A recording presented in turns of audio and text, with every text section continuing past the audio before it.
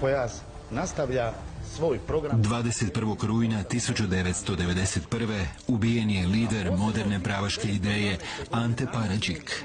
Rođen je 1943. u Ljubuškom, a pravni fakultet završio je u Zagrebu. Tijekom Hrvatskog proljeća bio je jedan od vođa studentskog pokreta, a nakon njegova gušenja osuđen je na 3 godine zatvora. Ponovno je uhićen i pritvaran još mnogo puta. Trajno mu je oduzeta putovnica i jedan je od najproganjanijih disidenata.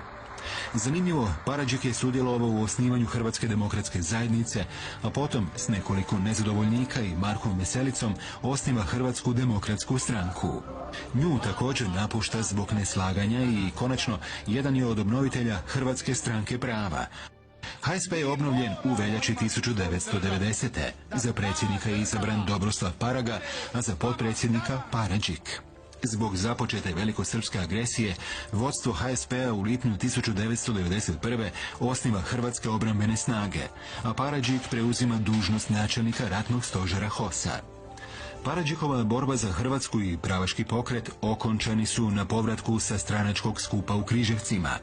Nakon što je nekoliko puta zaustavljeno na kontrolnim policijskim punktovima, vozilo Ante Paradžika izrešetano je na punktu prometne policije u Sesvetama kod Zagreba. Policajci su naknadno tvrdili kako su dobili dojavu da se prema njima kreće skupina naoružanih terorista, takozvanih Martićevaca.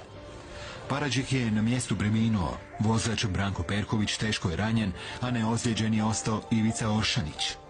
4 policajaca su osuđena, no poslije su abolirani, što pojačava sumnju da je Paradžik zapravo smaknut kao žrtva političke likvidacije.